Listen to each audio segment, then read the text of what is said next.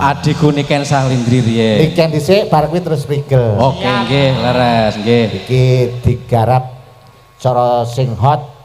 Nggih, Napa? Maksude sing rancak ngono lho. Sing rancak niku sing rame ku anu dinunekne mercon dhuwur-dhuwur. yo keramen kuwi. Lah piye maksude rame niku pripun to?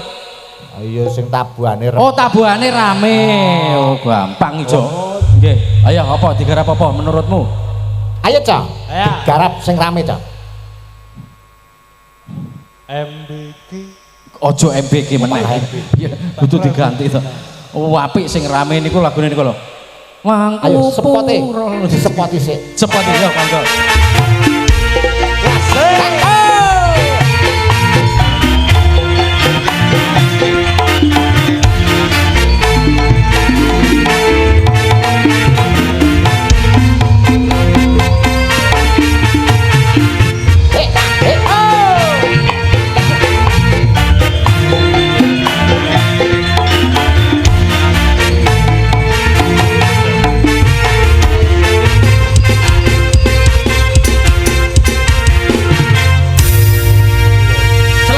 Sugeng dalu adikku Cahayu Niken. Selamat malam Mas.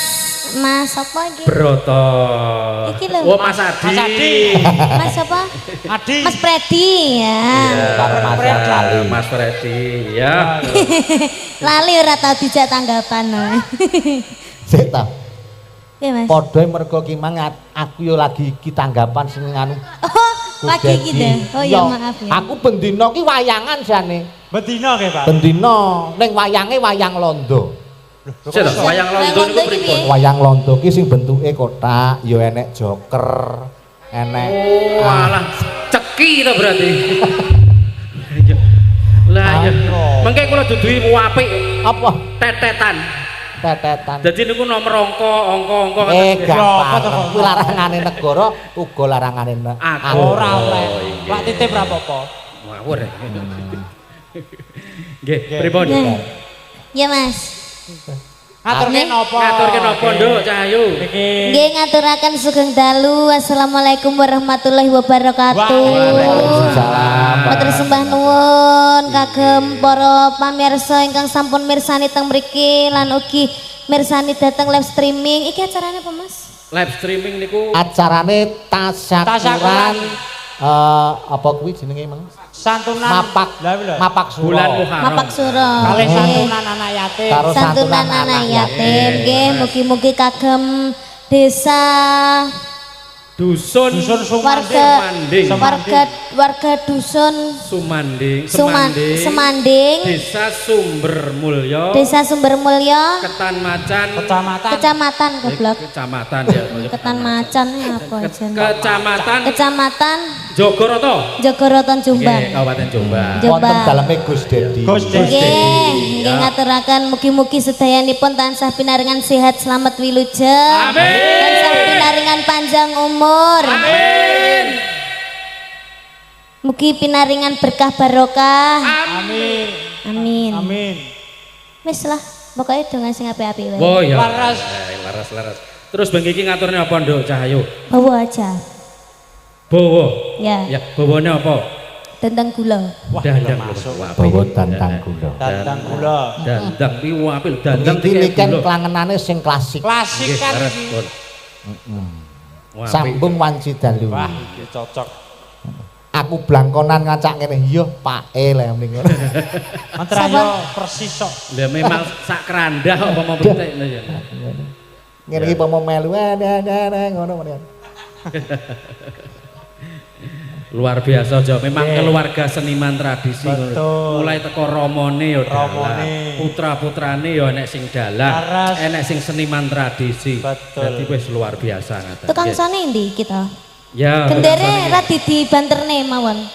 Mas anune ra di Gendere digedhekne. gender.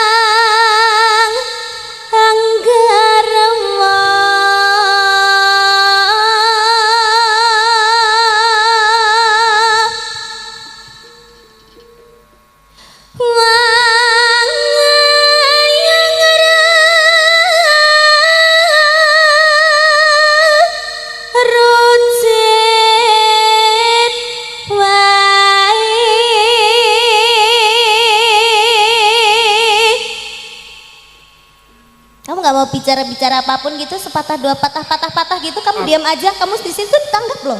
Aku menikmati suara. Iya menikmati ya boleh, tapi aku seharusnya kamu itu harus bicara gitu loh. Harus bicara. Kata-kata itu kamu ya lah gak usah. Aku pikiran suwi. Omongnya gak mandek ngene. Kepiye kek apa piye kek? Suarane apik kek apa piye kek? Suarane apik. Broto Trengian. Terngiang aku teran. Brandeni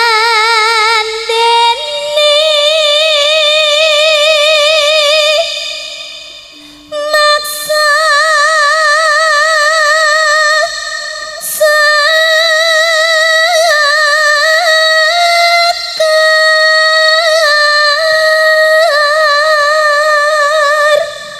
Ngene iki ditanggap 300.000 napa ya gelem saya. oleh sih. Piye? Oleh tenan? Oleh Asli. oleh kampleng. Kadang aku semangat jarene. Melok elektron lho.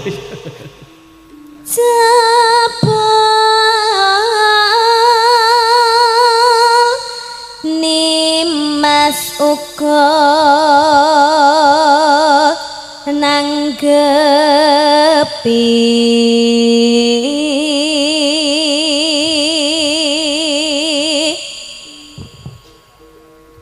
ayo to sambung rasa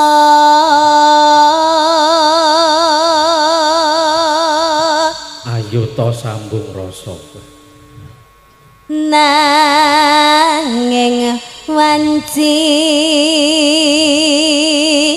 dalu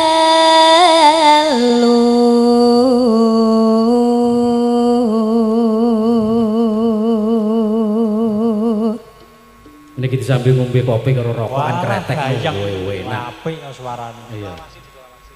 tan ana ingkang rupeda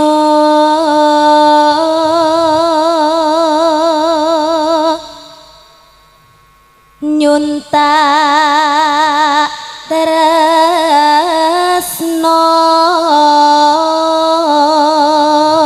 senadyan mung srana beranti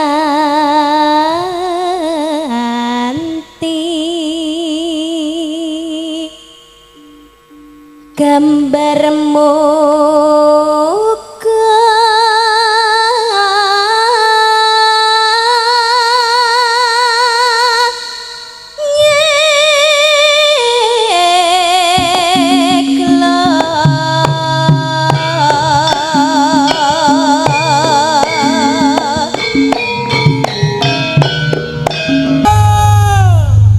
Tembangnya iki ngapa Mas Broto? Inggih. Pripun usange? Tembangnya nduk niki iki ngapa jenenge? Niki wau jenenge dandang gula. Bener kok salah ya? Iya, dandang gula. Dandang gula ya Jadi bener. dandang dikai gula niku kan lowegin kowe didilati bareng. Dadi juru. Sambung panci dalu. Oh, sambung wanci dalu. Lah ya. Sambung wanci dalu. Nah. Wah, jan yen to niken ki ndelok kahanan. Nggih. Nggih ya. Nggih. Asok biasane yen to ana campur sari ngono ke apa jenengmu goyang tretek. Apa lah yang tretek? Apa enak to, Mas? Apa kuwi?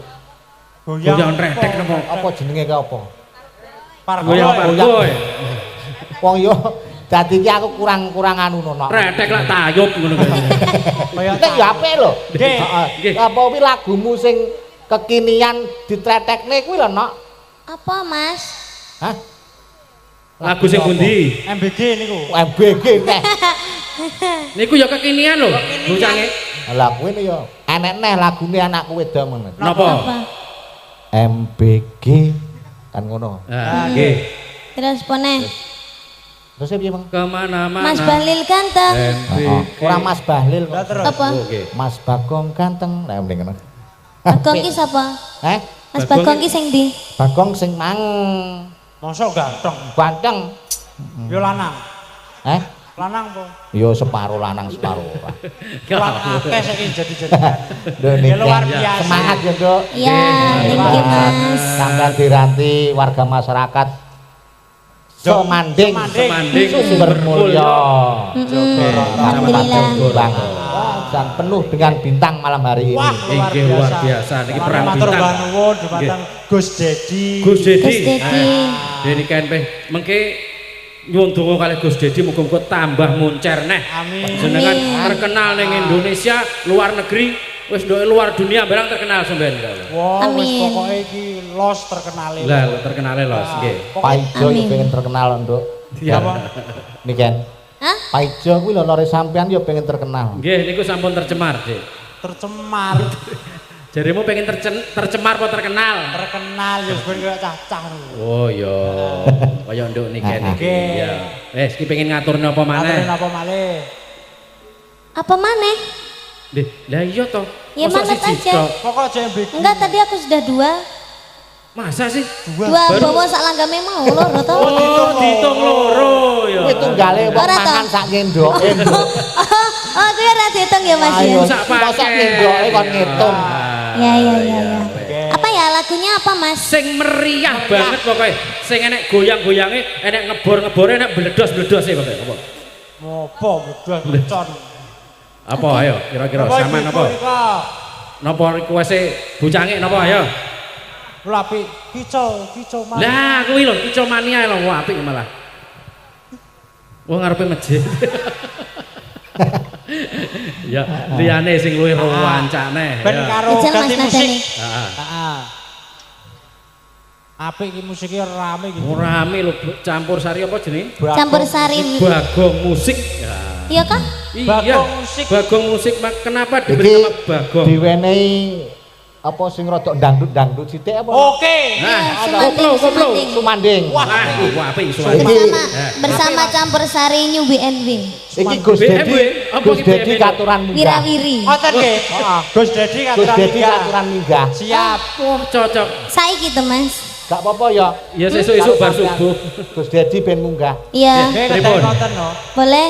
Nggih. Nggih. Jembatan Monggo. Pripun Gus Dedi monggo katuran munggah Gus Dedi. Kersane mboten Gus, ngregegne Gus, monggo, Gus. menika.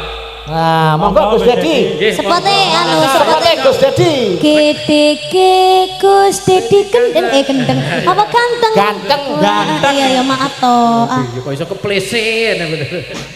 Ayo. Gedege Gus Dedi ganteng.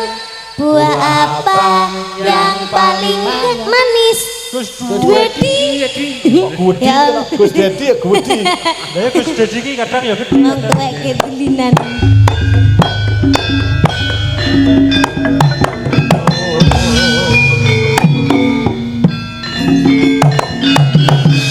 Tuk.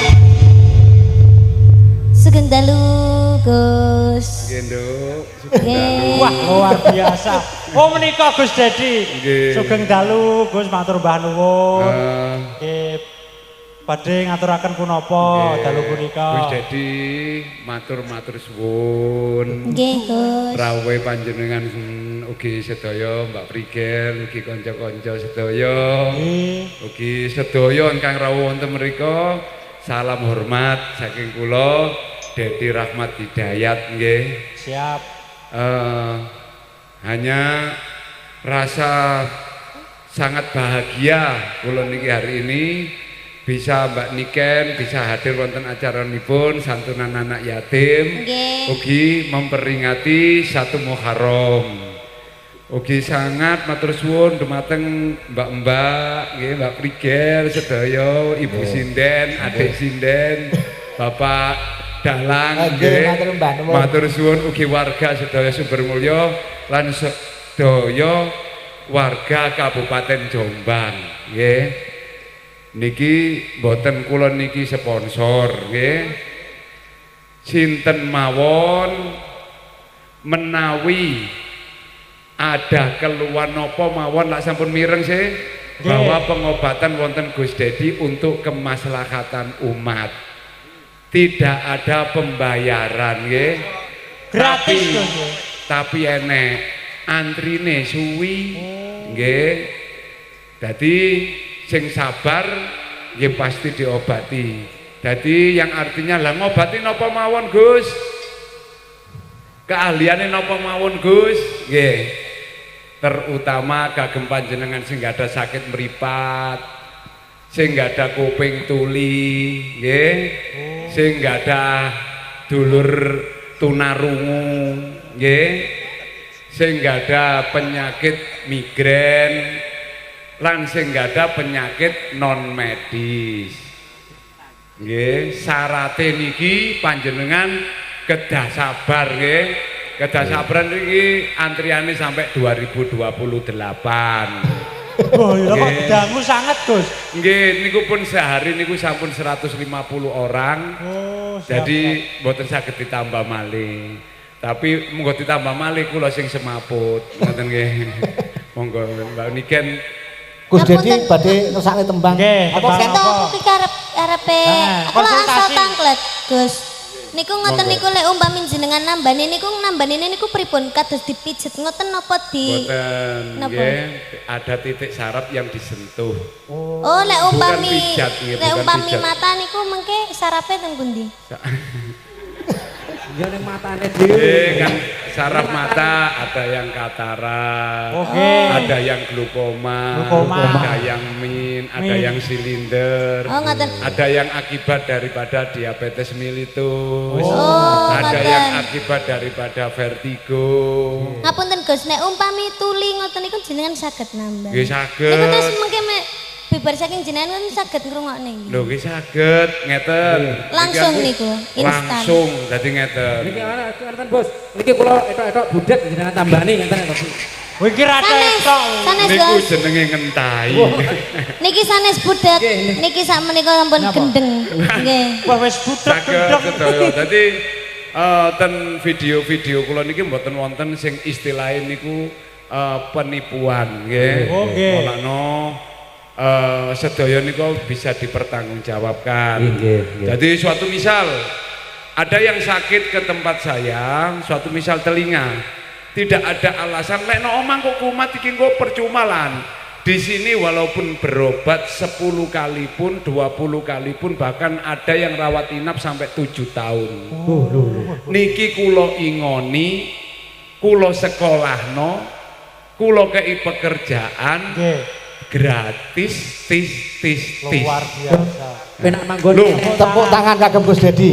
Ngoten niku kados penyakit darah tinggi sakit nggih. Darat ada yang namanya terapi atau pembelajaran tentang pola hidup dan pola makan. Oh, tanggoku tak gone rene sesuk. Ah, Darah Ora terus usah, ora usah ini- tanggamu. Mbokku, darahe- mbokku darahe tinggi tak gone ning gone Oh iya bareng karo tanggoku. Ini ada kan yang bertanya-tanya ya, ada yang bertanya-tanya, terutama sedaya lapisan masyarakat. Nggih. Gus, sampean temen dah, wong-wong rawat inap bahkan berobat di seluruh Indonesia, Gratis. bahkan di luar negeri kok gratis. Lah, Duit nggih. saking pundi panjenengan? Lah niki no. Niku kata pertanyaan ngoten Nggih, niki. Itu Gus. pertanyaan kata. Nggih. Ngapunten. Nggih, duite saking pundi?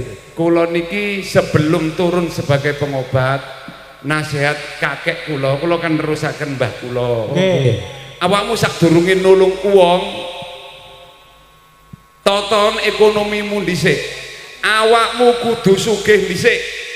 Lek kate awakmu gorong sugih nulung wong, terus bojomu kok ingoni apa? Lah. Betul niku. Lah nek awakmu gak duwe pekerjaan, terus awakmu ngomong nulung wong gratis, masuk akal apa gak ini? Kowe boten. Lho mboten niku. Mulane kula niki sudah hampir 25 tahun, kula niki meneng-meneng kula nggih juragan kembang. Alhamdulillah. Ngoten dadi cinta mel wayang ngeten iki nggih dhuwit kembang. Oh, kembang napa? Kembang api napa kembang? Mboten. Entai niki. Ngeten. Kentai Gus niku, paling Kula kentai. niki asline tetep wonten hubungane kali panjenengan sedaya. Nggih, nggih. Saya ini ahli yang dinamakan ahli menyediakan berbagai macam sarana dan prasarana spiritual.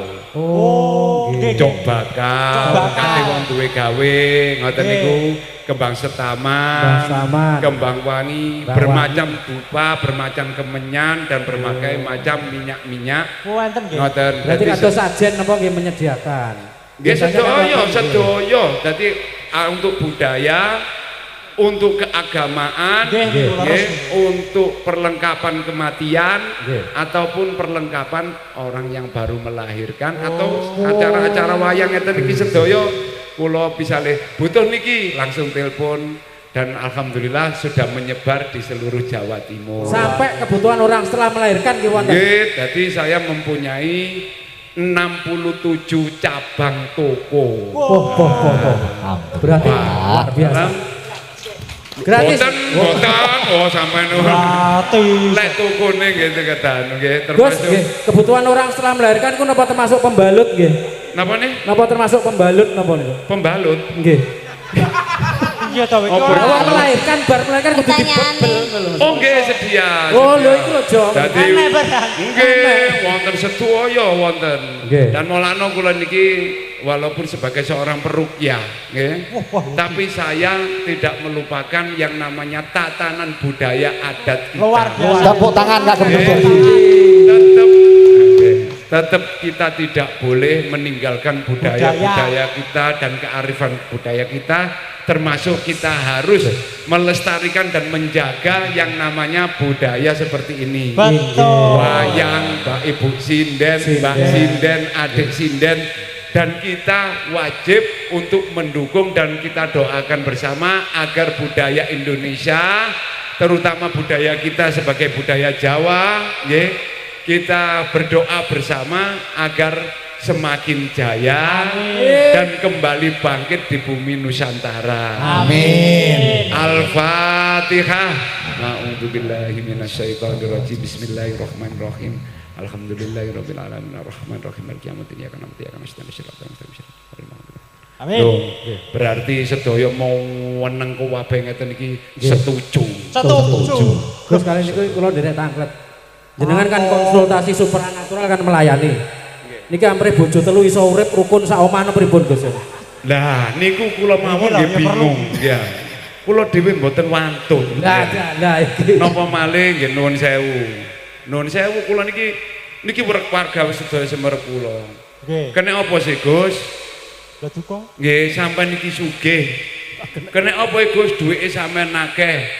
Kok gak wani rabi maneh. Lah. Piye? Sak temene nggih kula duduhi. Nggih, pripun Gus? Sak duduhi. Gak enek critane wong bojo loro Jebule to, kan? iki iso urip bahagia. Kowe lho, ngomong lah duka. Cerita temen kula niki.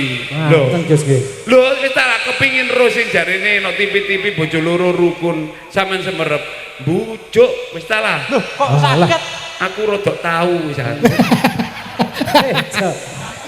Ora mungkin wong sugih duwe akeh. Wis ora ta mungkin lah. didustok ra. Percuma. Mulane kula niki saged seneng sedekah, Lah. seneng ngekeki wong percuma. Misale kula niki dhuwit kula kuwatah Kathah. itu. Nggih. Nggih. Tak celengi sing pol wis itu duit bendino ngapunten misalnya pendapatan saya sehari mamane 30 juta ngoten nggih Nggih. umpamane ngoten nggih Umpamane lho niku. nggih masih temen nggih mboten semerep Jo, Ngapunten. ini nek dalam negeri nek luar dalam negeri hati dolan. kula niki Nggih. nggih Dadi gawe apa sih duit tak lumpukno iku umpamane aku mati bojoku ya dirabi arek wala boten. awake dhewe iki gak ero lho matine kapan Mosok lho iki ngoten, temen Gus. terus sampean niki sugih duit kok lumpuhno akeh kok kekno anake sampean anake sampean guru mesti amanah sedangkan Rasulullah wis dawuh Boleh iki lho. donya sing gak tau entek donya sing gak tau ilang ya iku mang sing wis dibelanjakno nang ngene toko-toko wong loko sajane gak payu-payu iso nyekolano anake Oh, membantu sesama. awake dhewe Iya. ketemu wong gak duwe senajan gak iso ngekeki dhuwit ngekeki pangan gak iso ngekeki pangan minimal iso bantu tenaga iku sing gak bakal ilang Sedekah. wis sedekah iki ora nek Luar ukuran biasa. jenengan dhuwit Berarti ngoten nggih Gus Dedi menika seneng sedekah. Seneng sedekah. ngeten nggih niki pun niki kula niki mboten anu nggih kula niki lek nyepeng dhuwit ten mriki Bundi. Lah mboten nggih umpamane nggih Umpama. umpama kok entek dhuwit kuwisan mboten percaya. nah umpamane nyekel dhuwit nang ngene mriki kula niki mung angen-angen iki tak kena sapa iki engko Lho mawon. lho Sing paling penting kan kados dalu punika acarane santunan anak yatim piatu. Nggih. Kula Terus ki yatim, matur ngoten kula nek yatim, dhuwit Pak, kula niki- yatim, kula yatim. oh nggih padha kesini padha Lho padha, Pak. Duwe lek tak delek nang ngene sak tak lumpukno. Nggih percuma, duwe akeh percuma. Ngapunten. Nggih. Umpamane nang ngene karaoke yo gak pantes. Terus Terus nyewu LC ya wis gak pantes. Dateng napa, Pak? Lho, lah yo mlebu TV. Loh, Lah saiki angen-angenan dhewe umpamane Gus Dedi wis menjadi seorang sosok pemimpin, sosok panutan. nggih. Kira-kira nggodha sampean paribasane. Nggih. Ayo tak tukokno BMW. ono Fortuner umpamane. Fortuner. Tapi tak sir kira-kira pantes ta diwasi wong akeh. Pantes. Oh abrak. Yo pantes. Boten pantes soalé panutan, nggih. Semisale kula niki demek ngeten wong wedok ngeten. Umpamane dipoto wong piye nasibe anak kula. Iku ta anake Gus sing cabul iku. Iku ta anake Gus sing bujukan iku. Leres niku. Nggih napa mboten? Nggih. Ini semuanya adalah demi anak dan keluarga saya. Betul. Nama saya jaga. Ini asline nggih demi panjenengan sedaya. Nggih. Saniki umpamane kula niki kena masalah pencabulan, kena masalah penipuan. Sampeyan jejer kula ngeten. Gel prigel. Apa jenenge Mbak Niken sampeyan jejer sampeyan sing bujuki keluargaku iko ta. Iko ta sing demek susune pasiene iko ta. Ya napa perasaane sampean? Isin kan tanggapan wonten mriki? Mboten Ayo. ndak dibayar ya. Wah, mesti padha ae. Inilah suatu alasan kula saya termasuk menjaga diri saya, termasuk juga sama juga menjaga keluarga saya, juga menjaga panjenengan. Isin lah awake dhewe iki dadi panutan wis kadung foto karo Gus Dedi. Wis kadung foto karo Gus Dedi terus kabare Gus Dedi melakukan penipuan. Terus kabare Gus Dedi melakukan pencabulan. Terus Gus Dedi melakukan daripada pengobatan-pengobatan yang melanggar syariat Islam. Lho niki pun kula jaga tuang walaupun fitnah napa mawon alhamdulillah bisa kita lewati. Amin. Monggo niki napa Nyanyi Gus. Jenengan badhe nyanyi napa, Gus? Jenengan kedah nyanyi. Gus nyanyi Gus. Jenengan kedah nyanyi. nyanyi. Pokoke hukum teng panggung niku lah mboten nyanyi nggih joget. Nek gak joget Tapi nyawer. kula mboten saged wayang ngeten iki. Kula niki senyum dan perang isoe. Napa Gus? Senyum dan perang. Mboten napa-napa Gus. Tapi kula mboten sangu. Yo transfer mawon ta. Nyawer. Anu mawon jenengan anu mawon malih lho mengke balik mriki malih. Oh, nggih monggo jenengan mawon lanjut nggih. Nggih jenengan Kula tak anu ningali. pendet. tarik tunai riyen. Tarik tunai riyen. Nggih, monggo Nggih. nggih. Nggih. Tenan po ora. Piye to? Bahasamu Jenengan tarik tunai riyen. Oh, tarik tunai riyen. Nggih to. Nang ndi? Lho lembuk. Anu Gus, mengke Niki kula kula utangi. nun sewu nggih, nun sewu. Kula niki mboten kenal bank. Oh. Kula niki mboten gadah ATM.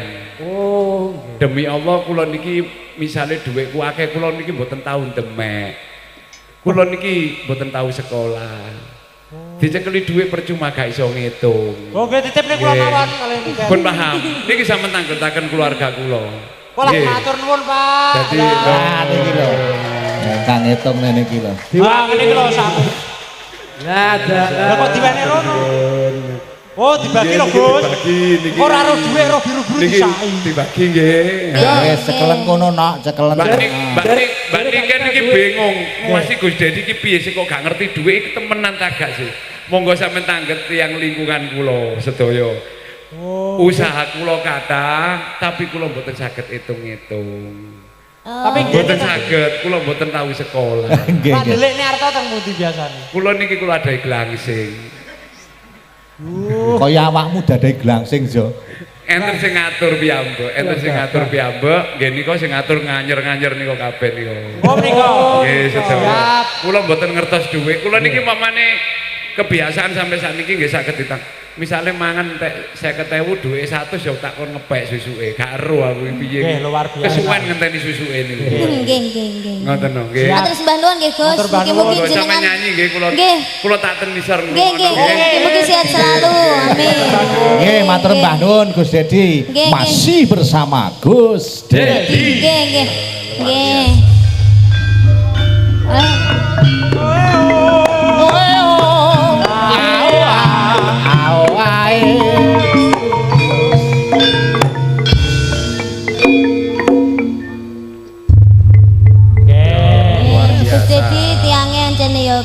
kayak semana. Makane sok ben nek sampean golek bojo sing kaya Gus Dedi lho. Ora, enggak.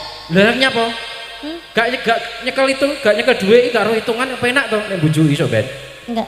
Lah kok gak gelem nyapa? Enggak apa-apa. Kok gak apa-apa. Kok dijak adol kembang api. Heeh. Ngawur kembang api. Oke. Broto Niken Pak Ijo. Nggih. Ki meng sing ngatur pendanaan Gus Dedi iki wis sing para-para jumeneng. Oh, nggih. Berarti yang berdiri di sebelah pojok sana. Oh, nggih. Oh tenang ae engko kabeh munggah engko do nyaweri Wah, karo bapake. Luar biasa nggih, nggih, pun monggo. Heeh, tembangke dhisik ya nak Nggih, ya. ayo. Ah, sing apik. Yo. Selak sola-sola ya. Mas. Sola-sola. Heeh, selak sola-sola. Sedeng masjid e. Selak para eruk jare. Para esok, para ero. Pasa Ero. Alah lah tunggale. Lambine lah. Luar biasa. Matur nuwun. Matur nuwun. Matur nuwun, genduk Niken istirahat dhisik ya nak. Ya. Istirahat dhisik ambil Wah, nafas nggih. Wah, jan hebat ki meng wis ana bintang tamune genduk Niken Jengkar Nggih. Palungguan wis Leres. ngangkani tetembangan ana loro. Ya, nggih.